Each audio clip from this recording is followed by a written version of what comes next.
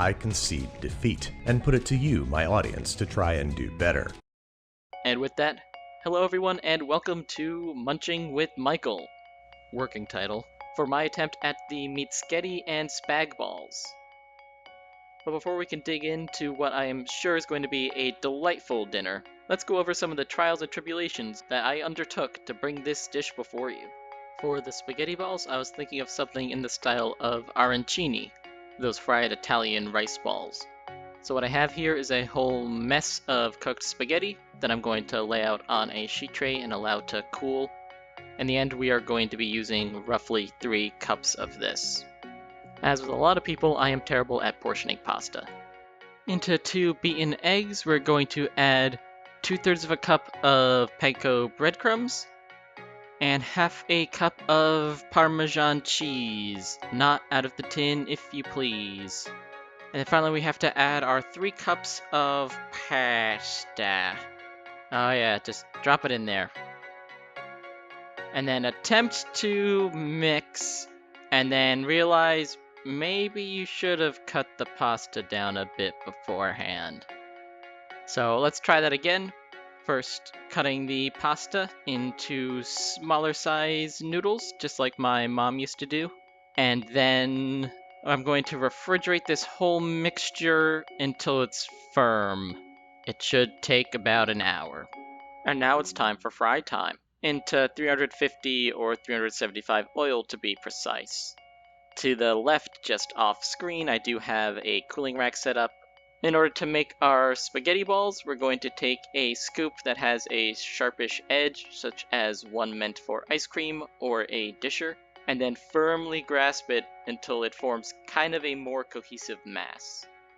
Then you're free to lower it into the hot oil for about 4 minutes per side or until nice and toasty brown, and then removing to the side to cool, because fried things are hot.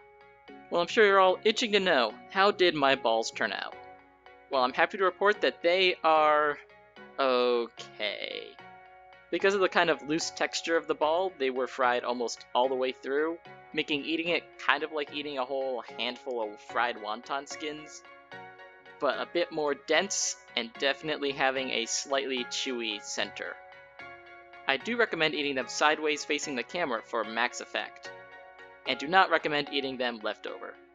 I tried this and they became so tough that my jaw got quite the workout. For trying to create meat spaghetti, I thought I would try to make a batter style kind of noodle. And so in this recipe adapted from Keto Essentials, we're going to be using 400 grams of meat with 2 whole eggs, seasoning to taste, and some psyllium husk. This is 1 tablespoon of psyllium husk, which theoretically should help stiffen the batter and help it gel a bit when cooking, in hopes that it will form cohesive noodles. Blend that until it becomes a smooth paste, which may take anywhere from 3 minutes to forever. Now that we have a nice meat paste, we're going to put it in a Ziploc bag to make a fake piping bag. And I'm going to take this over to the boiling water and pipe some in. It should take about 30 seconds to cook, and it looks...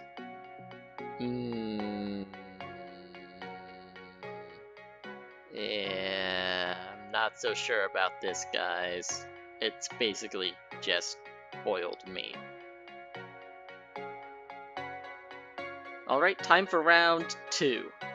This time I'm going with a dough style based off of some gluten-free pork noodles from Food 52. So what I have here is 1 cup of tapioca flour, which tends to be rather toothsome when cooked. And we're going to hydrate that with 1/4 of a cup of boiling water. And then in the food processor, we're going to be putting in 7 ounces of our fake meat, along with a pinch of salt, and blending until smooth, similar to before adding our 1/3 of a cup of cornstarch and our 1 cup of hydrated tapioca flour / starch. And blending until it reminds me kind of some crumbly cookie doughs. And when I squeeze it together, it should form a ball. dusting the surface heavily with more tapioca and also the top of the ball. Give it a couple kneads on the bench top, I would say for a minute. And then after heavily dusting with more tapioca flour, we're going to roll it out about as thin as we can get it safely, which is about 1/4 of an inch. Using my dough scraper, I'm going to slice some ribbons and then carefully, gently picking up the ribbons, we're going to move them into boiling water where they will cook until they float, and then cook another 30 seconds before we remove them to a plate for serving.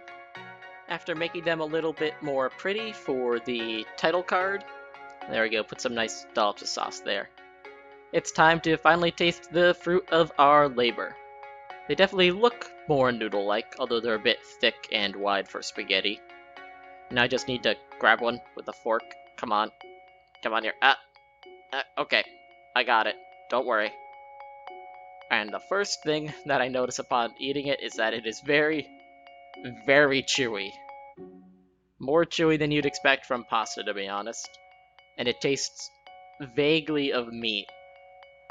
It's like if someone described you what meat tastes like, and then you diluted that idea with water and put it in your mouth as pasta.